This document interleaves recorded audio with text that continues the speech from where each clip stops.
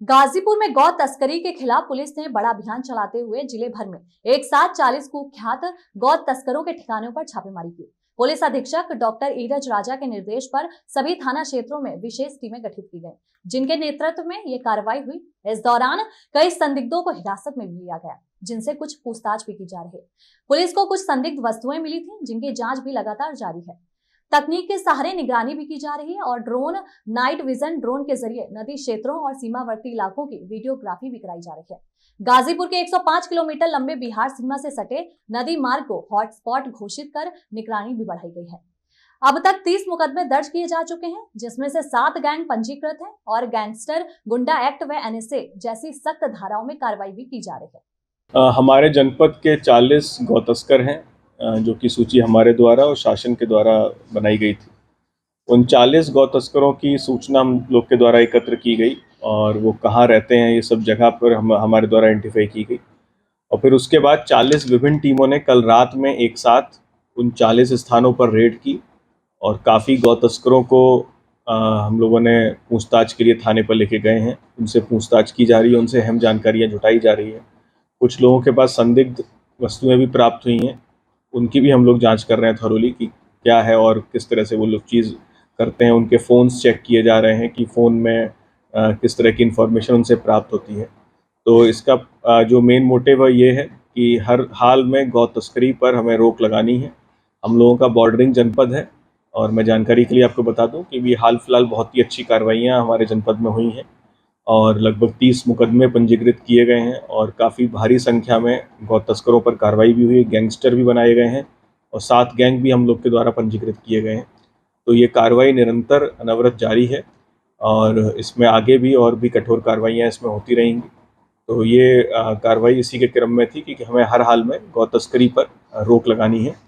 इसमें इस तरह की भी सूचना बीच बीच में प्राप्त होती है कि नदी के रास्ते भी, क्योंकि हम लोग के यहाँ लगभग 105 किलोमीटर का स्ट्रेच है, तो वहाँ नदी के रास्ते भी चंदौली या फिर बिहार में इस तरह से वहाँ पर गौवंश को पहुँचाया जाता है नाव के माध्यम से। तो उस पर भी हम लोग लगातार काम कर रहे हैं, उसमें भी हमें कई अहम जानकारियाँ मिली हैं।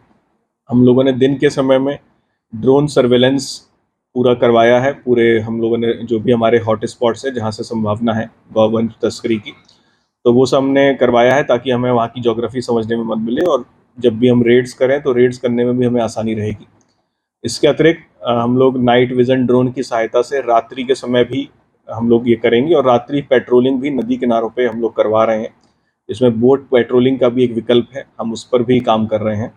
और हमारे सभी अधिकारीगणों ने मेरे द्वारा स्वयं हम लोगों के द्वारा रात में भी विभिन्न हॉट स्पॉट्स पर जो नदी के किनारे तक चल के स्वयं हम लोगों के द्वारा टीम के साथ इन स्थानों की चेकिंग की गई है और उन सभी पर हम लोग काम कर रहे हैं और जो भी इस तरह के कृत्य में शामिल होंगे उनके विरुद्ध हम लोग कठोर कार्रवाई करने जा रहे हैं, जिसमें गैंगस्टर, गुंडा, एनएसए तक की कार्रवाई उनके विरुद्ध है। 14 एक संपत्ति जब्तीकरण भी किया जाएगा और इन सभी का ऐसे गैंग्स का पंजीकरण भी हम लोग ऑलरेडी हम लोगों ने काफ़ी भारी संख्या में कराया है, आगे भी हम लोग गैंग पंजीकरण भारी संख्या में कराएंगे।